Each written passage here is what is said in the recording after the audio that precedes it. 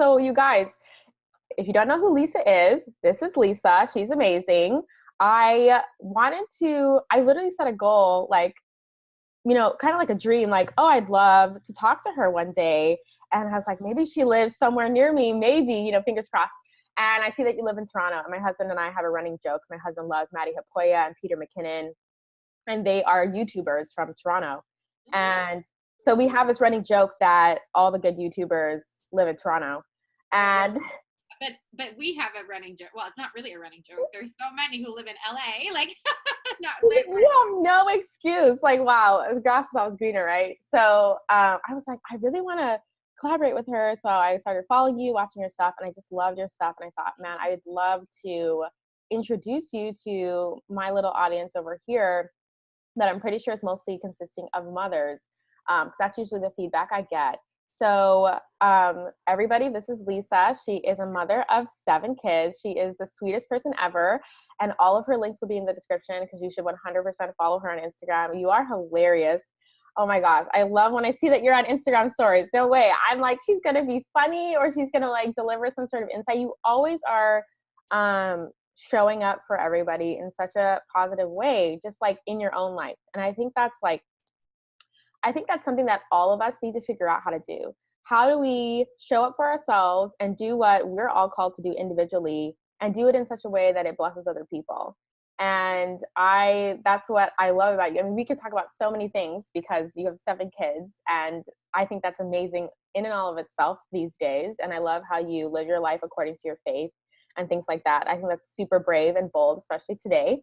But today we're going to be talking about your new book that's coming out, but specifically what it's about. I mean, congratulations, by the way. That's epic. Like, oh my gosh, which, by the way, if you make it to the end of this video, I'm going to ask a question, and your comment in response to this question, not to you, Lisa, to the audience, will enter you to win a copy of Lisa's book. So you should make it to the end of this interview and hear what the question is so that you can enter to win. And I'm so excited. Actually, on Amazon, apparently they're out of stock for US. So hopefully, yes, yes, yes, yes. I figured you wouldn't have known. I was like, I bet she doesn't know that they're out of stock. It's not an accident. It's not not an error. I know. Well, maybe it's not. Probably isn't. I bet people are buying up your book. So that'd be fun if they sold out on Amazon, baby. That would be fun. Anyways, this whole book writing thing, Mia, is like just a whole like. I'm like, you just dropped that out of nowhere. You're like, oh, you guys, my book's coming out soon, and I'm like, you wrote a book? What else have you done? Like, what else have you done? Like, I mean, that's a whole episode in itself.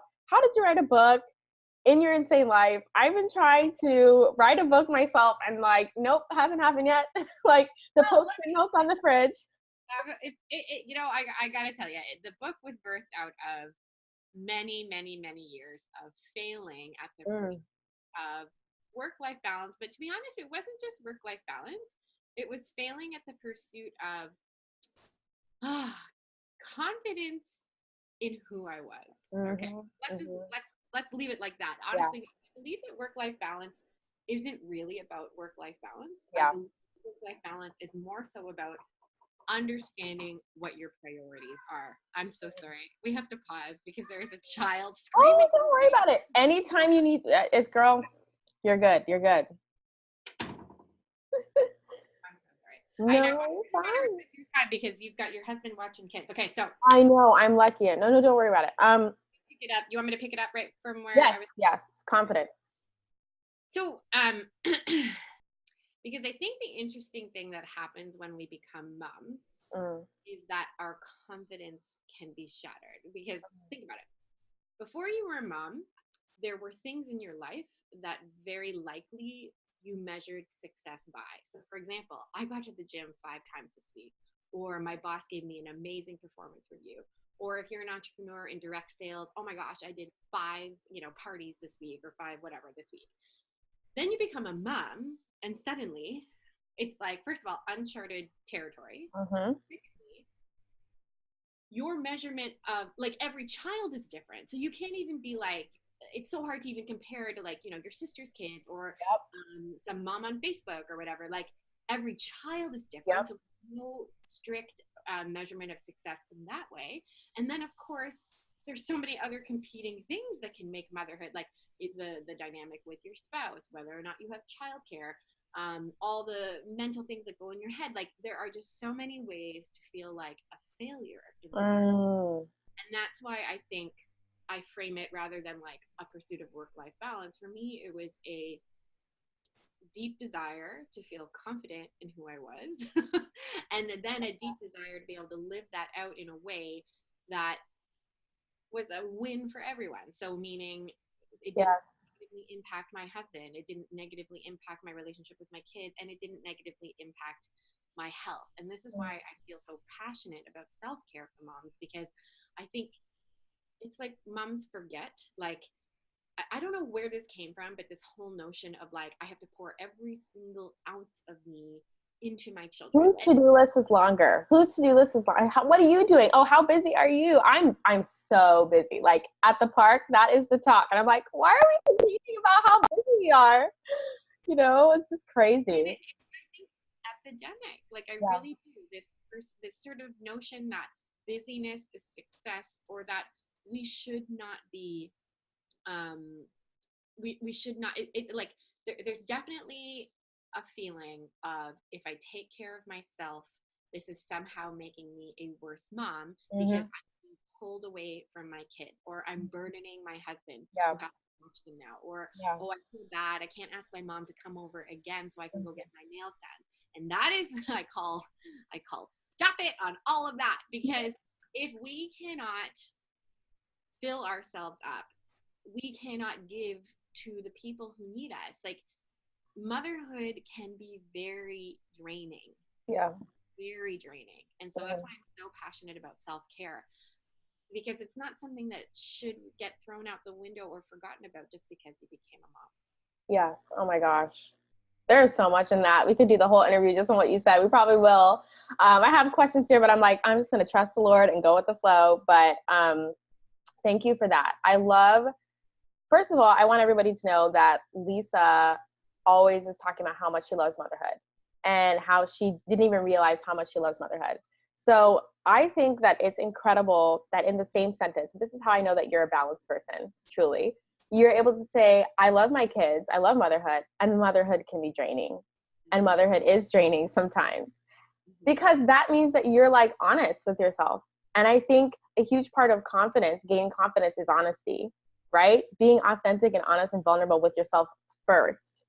And so I think like that's something that a lot of us moms aren't doing with ourselves or with each other, is we're lying to ourselves. We think that if we say motherhood is draining, or that motherhood can be hard on your marriage, or that motherhood can be, life altering to the point that you don't know who you are anymore, that somehow that's bad. And I was suffocating by this, and I didn't realize it when I had my first child. If any of you knew here, I have a 2-year-old and I have a 5-month-old. And when I had my 2-year-old, I was plunged into postpartum depression. And, talk about major shame. The feelings I felt toward myself, toward my new role, toward my son, I felt like I couldn't share, because like you were saying, in our culture as moms, you cannot say that you're not enjoying it. And I felt like it was swallowing me whole. So I kept my mouth shut for a long time. And it like brought me to a point that like, I have a video all, and I'll link it below. But what I'm trying to say is we need more people like Lisa who are speaking the truth about the fact that like good things can be hard, right? Good things can be hard, and hard doesn't always mean bad. And I think that we have this like idea in our heads, in our culture in general, like that hard is bad. And we only want to share the good, the easy side of life on Instagram, on all of the social media platforms. So thank you for just like opening with that, because if anyone would know, like you would know, like you have 7 kiddos. So that leads me to, I want the audience to know more about you and your background, and like, I guess your burnout story and how you had to like recover your confidence. So go ahead. Absolutely. So for the last 10 years, actually 11 years now, I've run an interior design company here in Toronto, Canada. And I got my career started hosting an HGTV show. It was this incredible opportunity, and that kind of just launched the business. I was 23 years old. I had no intention of starting either a television career or an interior design career, to be totally honest. It was Wow. an opportunity that kind of fell into my lap, to be honest. A mom that had seen me speak when I was in high school. I was student council president, and she was always like, you like are so good in front of people. And I was kind of like, what? That's like she kept saying, this is your career, like speaking and being on TV. And I was like, that's not a career. Like in my head, it's just like only actors get. Right. Yes. And so she sent me, I remember just being like, I'm going to humor this amazing woman who I admire, but like, this is not a career. And I went on this interview, and then literally it was like the next day in front of a camera, and that was the start of my television career. Wow. And it was interesting because I remember early on, people were like, you know, you're 23, I had just gotten married. And so people would be like, oh, well, are you going to have kids? Because like, you're just starting your television career. It's probably not a good idea. Like literally. So almost to the point where somebody said it would be career suicide for you. Yeah. Yeah. I had the same experience. Oh, wow. And I remember being like, okay, I don't know what to do with that. So I'm just going to like park that over here. And when did you get married? I got married in 2007. So all at the same time. Like I remember I hosted the show, or I was the designer on the show. And then we went on my honeymoon, and then they aired a marathon of Marriage Under Construction, the show I was on. And then that's when the business really began, because I had an inbox full of potential customers. Oh, wow. So it happened at the same time. So I had this concept of like, don't have kids because your career is so important, and this is the only time you're going to have success. So if you have children, it's going to mess it up. So that was like over here. And the whole camp over here of like, you're newly married, you're going to have a baby, you should settle down. Like it was just so confusing. Yes. And so I don't know, I think I'm a pretty like stubborn person. And so in the beginning, I was just like, I'm going to figure it out. Like, I'm just going to figure it out, and I'm going to prove to everybody. I had this like big chip on my shoulder. I'm going to prove to both camps of people that I can do both things. And I did. For a good long period, I did all the things that would equate with financial and career success in the interior design world. I went on to do more television. I worked behind the scenes of a lot of TV shows with the Property Brothers, did a bunch of projects with them. And then I had more children. So as the exact same rate that my interior design career was rising, I had one and then another, same age space as you, like always 18 months. So always pregnant. People, it was like a running joke. I either see you with a baby on your hip or a baby in your belly, like literally. Oh my goodness. And everything came to a massive implosion at my fourth baby. So fourth child, I felt so pressured to keep up appearances, so to speak, to keep the hamster wheel of the pursuit of career success going, that I convinced myself it would be a good idea at 5 days postpartum to take my teeny tiny little baby into a messy, crazy job site under construction. Like, oh my gosh. Myself.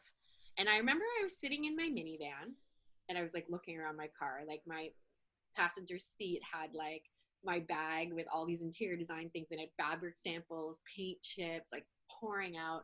I had a diaper bag on the ground that had, you know, all the things that you have when you have a baby, like the pads they give you. Yeah, I'm like, you probably were still wearing those pads, girl. Oh my gosh. The size of Mount Rushmore, you know how it is. Yep. I'm like, were you still wearing the diapers? Because I wore the adult diapers for weeks. Like not pretty. And then every single fast food company garbage imaginable, because I had been up until that baby just like on the road, and so not taking care of my health.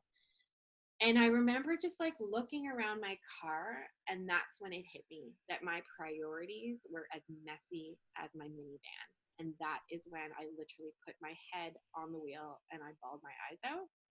And it was totally a come to Jesus moment, in the sense that I was like, there has to be another way. Like there has to be another way that I can happily enjoy my family and not feel constant guilt and constant pressure, and also pursue the personal goals and dreams that I know that God has given me. Like, I just sat there and I was like, there's got to be another way. And so my book and where my career and my business is now going is very much birthed out of that minivan meltdown, where I was like, there's got to be another way. How can I design my life so that I can pursue these things, but not at the expense of the people who matter most?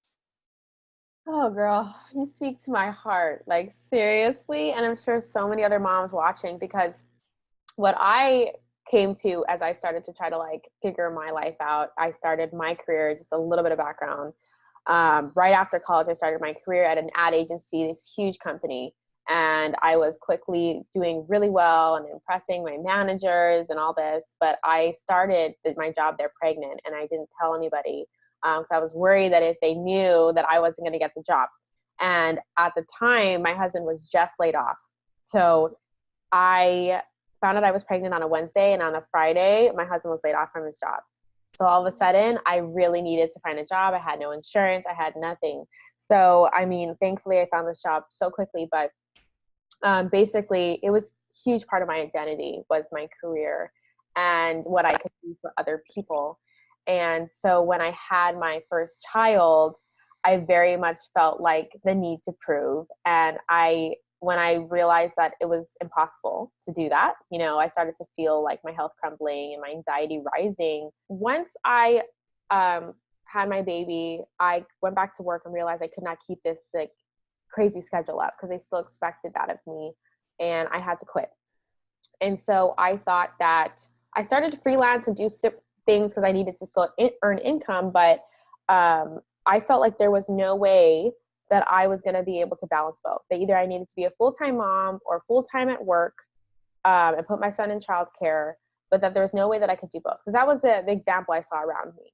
Right. So I just want to commend you, I guess, on the fact that like when you had this meltdown, and that's probably why it was a come to Jesus moment, because like the Lord clearly gave you insight that you could do both, that there was a way that you could do both and you could still take care of yourself. Because when I approached that, I thought, no, there's no way. And maybe it's like a cultural thing. Maybe it's what society tells us. Like, if you are a mom, you need to choose either like full-time career or full-time, right? Like, I don't really see that role model. And that's why Jennifer Fulwiler's book, which you also talk about, One Beautiful Dream, and you were like the first women I had ever seen, honestly saved me, because I was at this critical point when I encountered you and Jennifer Fulwiler. I was about to have a baby. And I thought, with two, I'm never going to be able to do this. Like, because after my son turned 1, I felt like, okay, he's sleeping through the night. He's napping. I have time to sit down and film. And I was like, I'm about to have another one. My world's going to turn upside down. There's no way, I need to choose. And I felt really frustrated. I felt like some resentment about my role as a mom, because I thought, how can God do this to me? How can he give me all of these desires and dreams and talents and gifts if he never wanted me to use them in the first place? And like, but then I got married because I thought that was like something I wanted to do, and I wanted to honor God through my marriage and having kids. And so I think that your perspective is an important one, because it's this perspective of like, you're acknowledging that God is a God of love. And I don't actually talk about God a lot on my channel, but if you guys didn't know, I'm Catholic and I love the Lord. And so is Lisa. Me too. And we love the Lord. And I think my perspective was one of like, God is not nice and he's telling me choose. And you're like, God loves me. He wouldn't want me to live this way. And so if any of you moms are watching and you feel that conflict in your faith and in your like your desire to have kids in your marriage or whatever, that I don't think God gave us these gifts for us to say, oh, well, I'm a mom now, so I need to throw all of this in the toilet. And that's what society is telling you, career suicide. And then all of a sudden what happens? You find yourself pregnant. It's insane. So I found myself pregnant. It was not planned. And I thought it's over, because that's what everyone told me. It's over. And my whole pregnancy at my first job was like, once you have this baby, it's like, that's the next 20 years. That's it, Mia. Like, it's over. So thank you for having like, first that vision, for sharing it, and for being like one of the 2 people, you and Jennifer Fulwiler, I'm not kidding, are like the people who are telling us moms who are trying to work and pursue our dreams that we shouldn't be guilty. We don't need to be. And there's a reason for all of this. So, man, I don't even know what the question was after that. Okay, maybe I'm going to ask this question. So in terms of like this concept that moms have to be like all or nothing, do you think it's worse in Christian circles? Okay. How long is this interview? Because I know, right? Okay, so first thing I want to say is that whatever your faith background, if you have no faith background or you are a devout Christian, I think there's a commonality, which is your purpose in life. So regardless of where you subscribe or prescribe that comes from, I believe that we are all created with a very unique purpose. And that if we can be brave and listen like deep inside to that purpose and quiet any of the external voices who are telling us who to be and what to be, that's when we are so powerful. Catherine of Siena, a Catholic saint, she says, oh my gosh, I'm going to butcher the quote, but it's like, when we are who we are meant to be, we will set the world ablaze. And I just love that quote so much. And so I think that's important, regardless of what kind of background or what informs your priorities, your beliefs, that we are all built with a very specific, unique purpose. And the more we get in tune with that, the more we're going to be able to be happy, to be honest, like to feel fulfilled. And so I think that's even more so important for Christian moms to understand that God has given you something unique that might look completely different from your neighbor, from your friend. And again, this goes back to the conversation, Mia, we were talking about at the top of this on confidence. You have to get confident and courageous to listen to that, to hear what God is saying, to filter out the noise and just be like, Lord, is this what you're asking of me? Even though a whole bunch of people are maybe telling me other things. Because I think that's definitely something that I can absolutely relate to. So this whole feeling of the different camps. I was in like the interior design world. I studied fashion in university. So it was like, I had this whole like group of people in my life that were like very secular and very career oriented. And then I had this whole group of people in my life who were moms of like 12, who were homeschooling, who were devout Christians, and who were telling me very different things. And so I was in constant tension. And really, I think it's so important for all moms, but for Christian moms, to have the conversation with your creator, to like literally just ask, Lord, what is your will for my life? And start to get more comfortable with disappointing people. I think that's another big lesson that I've learned, is that it is very okay to disappoint people.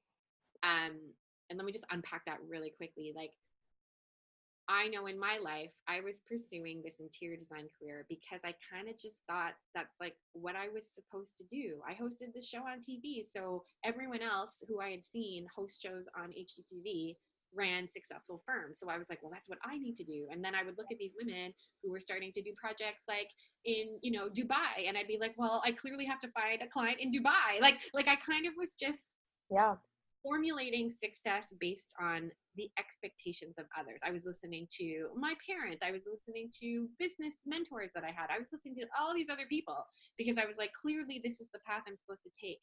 But it was making me miserable, and I wasn't listening to that. And I really feel like that discomfort was God trying to tell me, like shake me, literally wake me up to be like, there might be another path for you if you can kind of put your ego aside.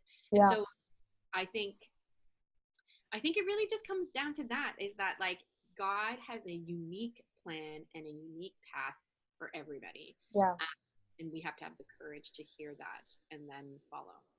I love that, because actually somebody in my private mental wellness community, which by the way, if you don't know, I have a private Facebook group, and we ask tough questions and we have conversations that people don't normally get to have in their personal lives. And one of the things someone mentioned is like, I feel really down. I don't know what my purpose is. And because I don't know what my purpose is, I just feel like, why am I here? And I know what that feels like. I struggle with depression and anxiety, and that not knowing what your purpose is can give your depression one more reason to tell you shouldn't be here. And it's horrible. And I know you understand mental illness so well. You guys, her husband struggles with depression and anxiety, and Lisa has amazing videos, and even one with your husband where you guys talk about how you handle it in your marriage, and I love it.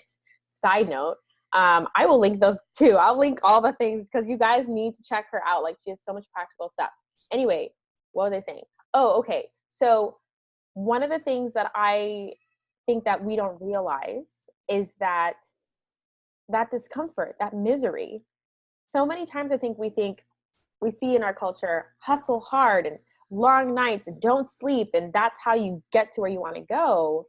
But you're saying, if you feel discomfort, it might not be the right path. And I think, again, it's almost like coming from an idea that our creator loves us, or that if you don't believe in God, like that you need to have love for yourself, enough love for yourself that you go, this isn't making me feel good and comfortable. And well, I'm not saying that you're not going to be discomfort. I mean, choosing the path that we've chosen is full of discomfort, right? And disappointing people. Yeah, it is. Yes, it is. But what I'm trying to say, I guess, is if you're miserable, then it's not meant for you, and that's okay. And that misery doesn't equal, okay, I must be doing the right thing because I'm exhausted and miserable. I must be on the right career path. It's like, no, actually, that was a defining moment, sounds like for you and for me, that I was miserable trying to keep up with everyone's expectations. And I think when you get quiet with yourself, which I loved in your morning routine video, you talked about, I loved you, like, try to spend 30 minutes introspection. I think as a mom of 7, that should inspire all of us. Like, introspection is so important. And a mom who doesn't have that time is a crazy one. I can attest to that, right? Like, if I don't pray in the morning, or if I don't journal, I'm like, so anyway, getting quiet with ourselves and asking, what is it that I really want to do? If I took money out of the equation, if I took expectations out of the equation, because if you really take the time, and this is for all of you who are like, I have no idea what my purpose is. Like, oh, that's great. Mia and Lisa, you know what you're doing with your lives. Oh, good for you. We want to help you guys, because a woman who is living in her purpose, again, she sets the world ablaze, right? And her children, she brings her family with her, and because the woman, or whoever is like at home the most, or even if they're not, I find that in households, the woman, the mother, sets the tone, like, for the household. And it's a huge responsibility. When I'm in a bad mood, it's like I bring everyone down, and it's a huge deal. And that's also me knowing when to go, hey, honey, I'm going to go take an hour and be up by myself in my room, because I don't want to affect everybody with my negative attitude right now. But so if you're watching this and you don't know what your purpose is, it's so necessary that you get quiet, right? It's so necessary that we get quiet and ask, okay, God, okay, universe, whatever it is that you believe in, what unique abilities did you give me? And if I remove parent expectations, society expectations, and, oh, does this make enough money? What is it that I'm left with? Mm-hmm. Because when I did that, I actually thought I wasn't hearing myself right. I was left with depression and anxiety. I thought, this is overwhelming me. And then something told me, like, use it for good. Something said, suffering can be redemptive. And that was the voice I heard. But for everyone, it's different. So I know people are like, to find my purpose, it's this big, complicated thing. But I actually think it's getting back to the basics. Go be quiet with yourself, right? And ask yourself what you would want to do, and then go from there. And don't get so hung up. You know what I did for the first year of YouTube?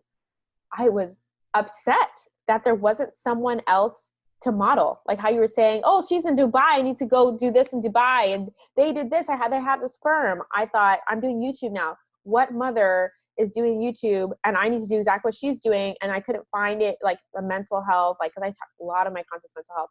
I couldn't find it, and I was upset. And then I realized, why can't we just trust that we're all meant to blaze our own trails here? But that requires confidence.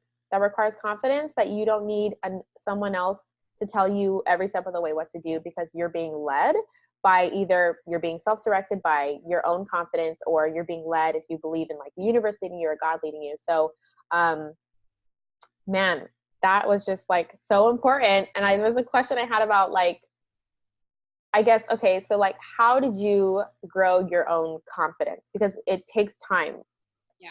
Can I just jump in with two Yeah. practical things? So if you're watching this and you're feeling like, I don't know what my purpose is, here's two very practical things that you can do. So number one is go pool 5 to 10 of people who are close to you, of your closest friends. And ask them just the simple question. This is from the book Unique Ability. Like, what do you think my unique ability is? That's a really good book, by the way. Unique Ability by Dan. Okay. And so just even in an email, you could literally just say, hey, I'm doing this exercise from a book called Unique Ability. What do you think my unique ability is? Can you let me know in like, 1 or 2 sentences type thing? Yeah. And then start to see, like, when you get the responses back, like, what are some common themes that are coming to the surface? I love that. I saw that on your Instagram, which, by the way, another reason why you need to follow Lisa on Instagram, because you'll be like feeling down about your day and you're like, oh, I should do this. I really want to do that just for fun. You are so sweet.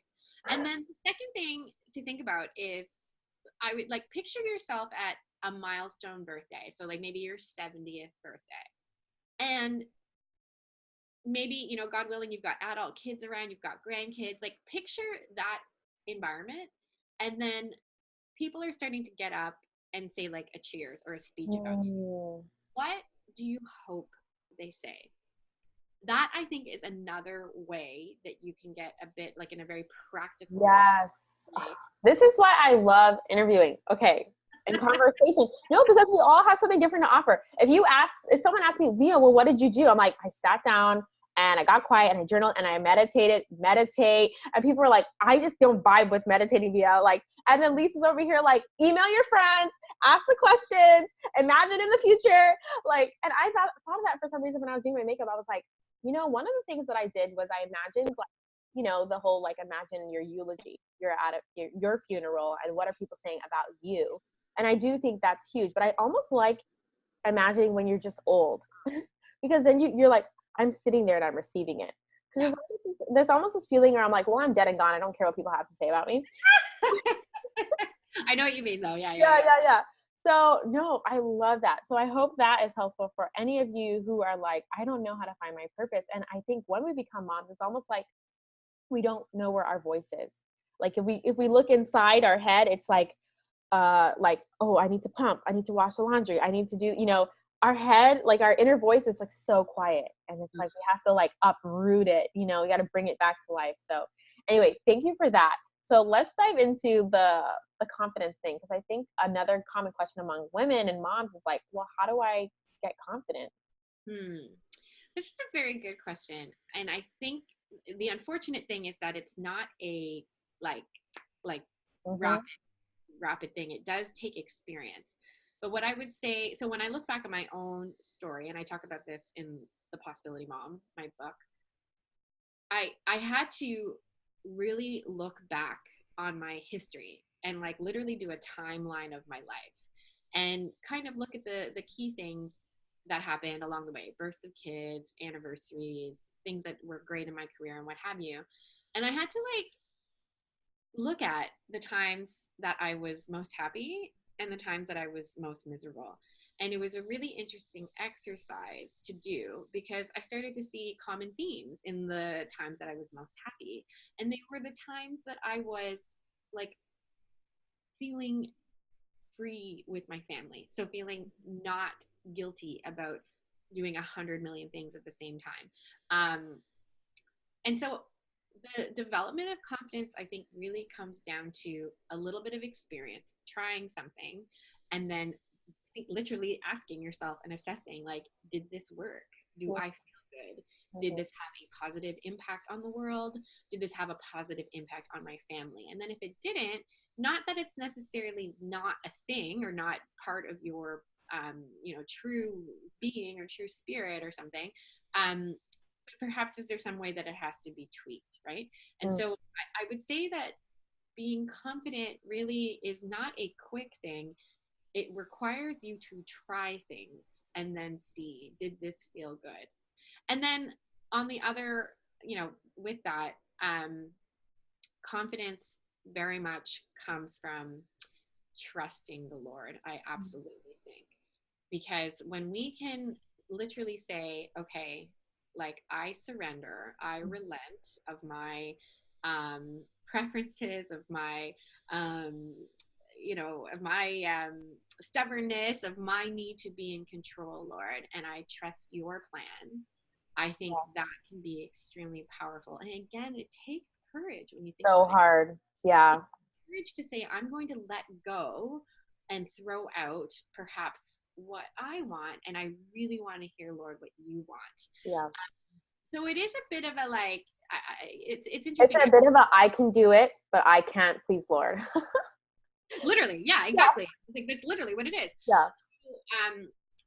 But again, to make it very practical, I would say is using the, like, in conjunction with this whole, what do I want to look like at my 70th or my 75th birthday? Mm-hmm. And then looking at what activities would have to lead me to get there. And then seeing, can I actually do those activities right now? Mm-hmm. That's how I would sort of, in a very practical way, say, here's how you can find yourself and develop confidence that you can do it. But honestly, nothing's going to happen if you do nothing. Yes. Let that yes.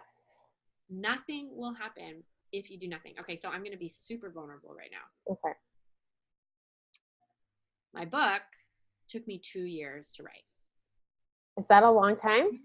2 years. Oh, but it's because it was 2 years of procrastinating and I need to do more research. Like the actual physical writing part, I think honestly, I could have banged that book out in like maybe like 4 weekends, like just the actual writing part. But I allowed so many things to get in the way. And I remember I let one contract or one deadline with my publisher go by, a second deadline with my publisher, and a third. And I remember just being like, Lisa, like, get it together. Like, what is the deal here? Like, you are a competent person and like a decent writer. This is not like, it's hard to write a book, but like, I was just like, I don't understand, Lisa, what is wrong with you? What's the roadblock? Sitting in a conference in Toronto. And James Wedmore, he is like a digital strategy, digital business online mentor, was giving a presentation.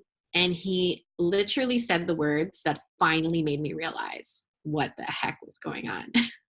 And he was like, procrastination is really about a fear of failure. Mm-hmm. And I remember sitting there and being like, oh my gosh, like I'm not finishing this book because I am terrified of putting it out into the world and having people not like it. Yeah. Terrified. And so that when I realized that, I remember I sat there at my computer and I was just like, like I'm going to finish this book. I remember I was in the conference. I feel bad. I just shared that because people were like speaking and I was just like at the back like this. But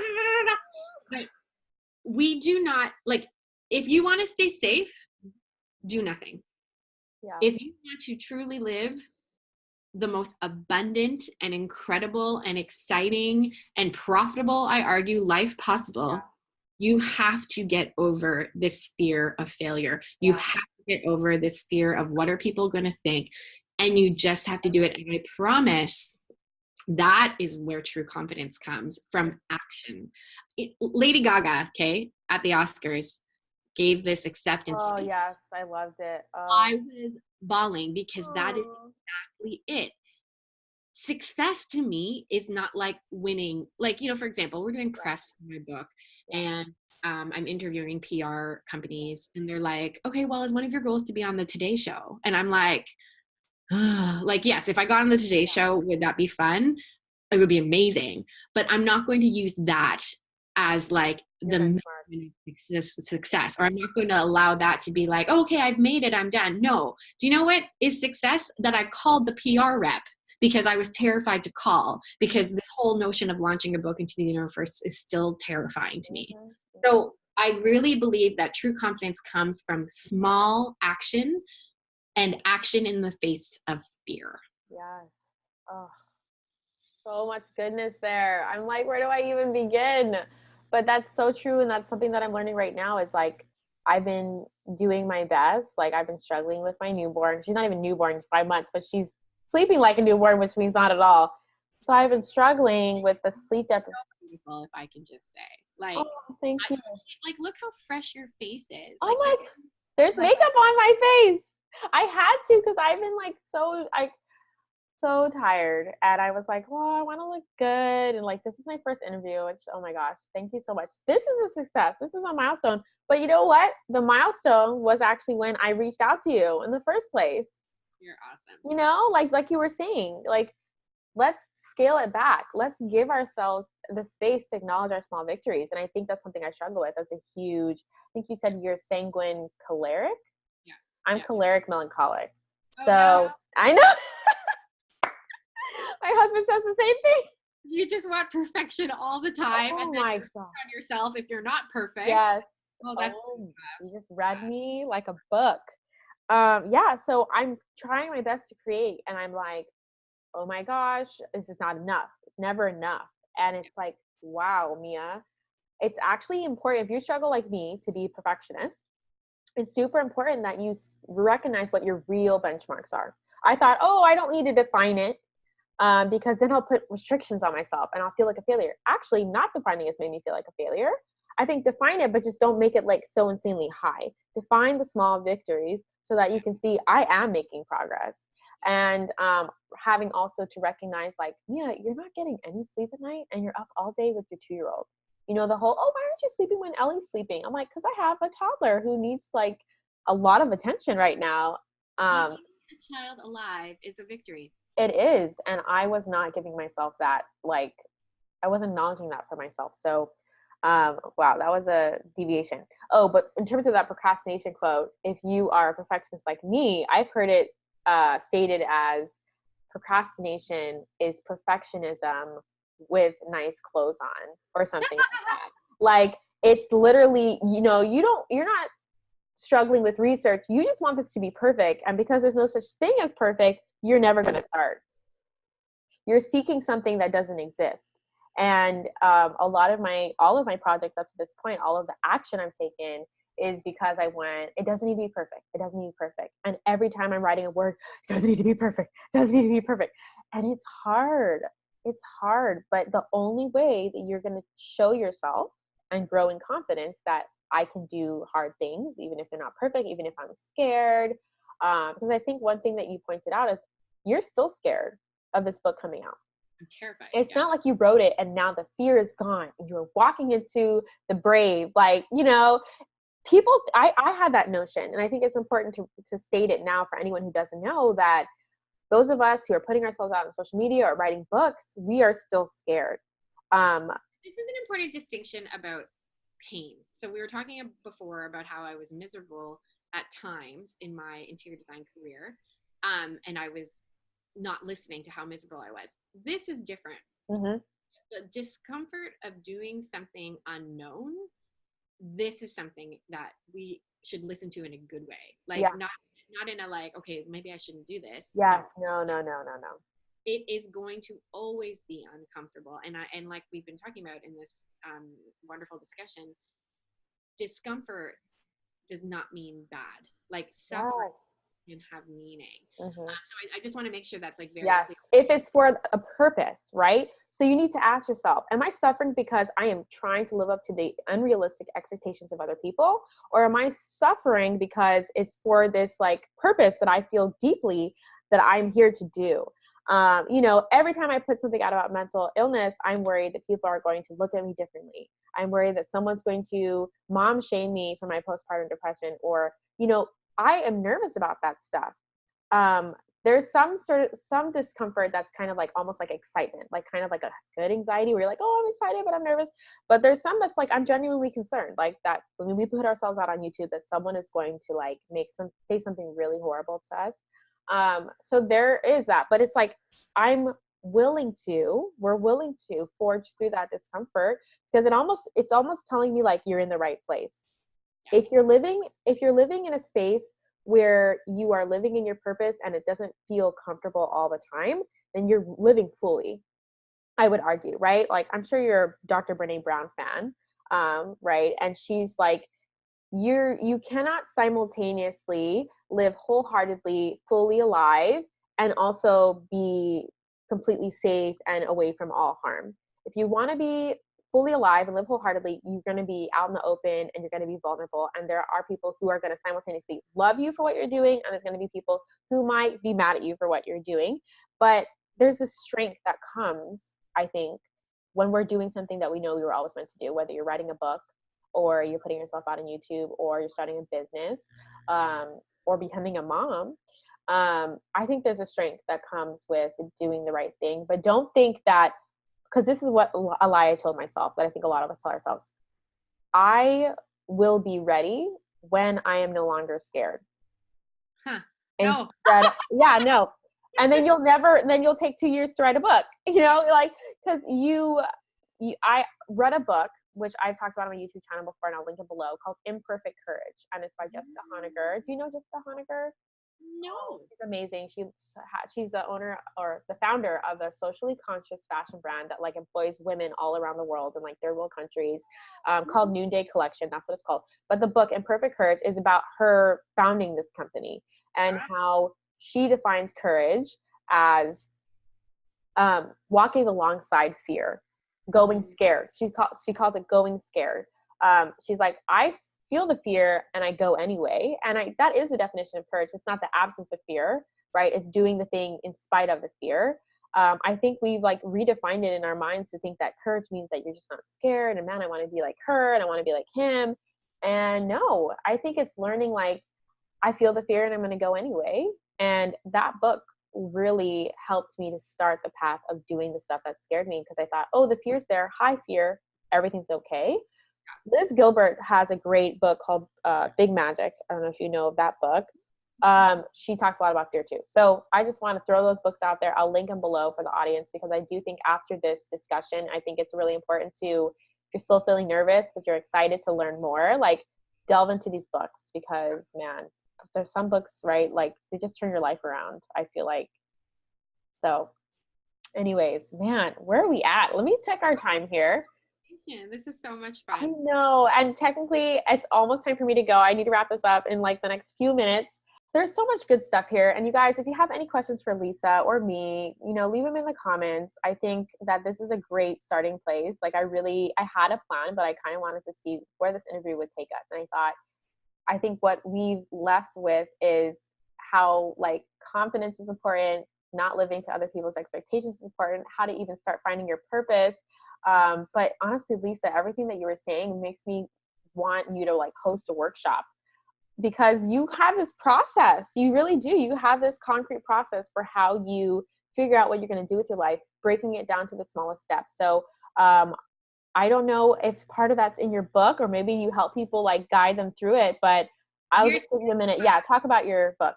It's very much, it's like a workshop in a book. So it is Okay. a very systematic approach with worksheets that you get online. Oh my gosh. My real goal is to help, by the end of 2019, 100,000 women. Moms. I want 100,000 moms to feel like motherhood is not so hard. And so I invite you to join me in this rally cry, if you will, to make motherhood manageable and to make the pursuit of your personal goals and dreams in motherhood a great one. I love that so much. And that's my mantra. When I'm having a rough day, I swear I think about you saying motherhood should be enjoyable. It should be fun. And I think, wow, like, so if I'm like, oh, this is so hard, I'm like, okay, take a step back. You're making it hard. Let's see how can I make this enjoyable? And I love that is your approach. So if you are watching this and you need help with that, and you feel like motherhood's been so hard, I don't know what to do, where's my identity? And all this stuff we talked about in terms of this workshop. And that's what I was wondering. I was like, is this kind of like an autobiography, or is it like kind of like oh, help me through this process? And it sounds like you're helping people through a process. 100%. Okay. Like there's so much out there that is on positivity and encouragement. And I really wanted to make sure that my book answered the how. How do you a promotion while making sure that dinner is on the table? How do you juggle multiple clients, when you've got multiple children at home, how do you just not lose your mind in motherhood, and do it all? And I really do argue that it is possible. It just requires a process. I love it. I love it so much. Okay, I'm glad that you clarified that because it makes me want to buy your book even more than I already did.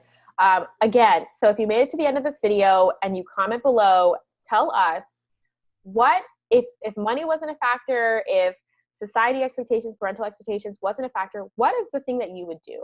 Don't worry about if it's entrepreneurial or if it's profitable. Just tell us, what would you do? We want to hear what your dreams are. Tell us how many kids you have if you want. I want to know what things look like for you. And I'll use a random comment picker to help me select a winner to win Lisa's book, which is coming out when? April? July. You can pre-order now anywhere you love books. Oh, love it. Okay, so thank you all for tuning in with us. Thank you, Lisa, for being my first interviewee. I mean, it couldn't have been a better one. I was just so thrilled when you said yes. I was just like, oh, everything's working out. Like, the bravery is paying off, you know? Thank you so much. And I really hope I get to meet you in person sometime. Lord willing, it'll happen. Yes, Lord willing, it will happen. Maybe even in Florida, since you keep saying that you're trying to move there one day. My sister's moving there too, so who knows? Yeah. So, all right, you guys. And right, Lisa, thank you so much. Take care. God bless you. Just thanks for sharing your wisdom with us and your experience. Anytime. All right. I will talk to you later. Hopefully not too long in the future. You did it. Look at you. You did it. You did it. Time to go make breakfast and eat breakfast and drink coffee. You recorded. You put makeup on. You're awesome. Oh my gosh. Thank you so much. I bet you that you have that same like cheerleader voice in your book. So if you need a cheerleader friend, like go read Lisa's book. This is my first time ever having a conversation with Lisa. And it's honestly, if anyone else is watching this, you probably thought we've been friends like this whole time. So well, you're just so friendly and you're such a gift. And thank you for being brave and sharing your story because we need it. Like we need it. Okay, friend. Go kiss those babies. I will. I'm so excited. All right. See, I feel full now. Every morning should start like this, talking with a friend, drinking coffee. No, I'm kidding. All right, girl. Take care. Bye.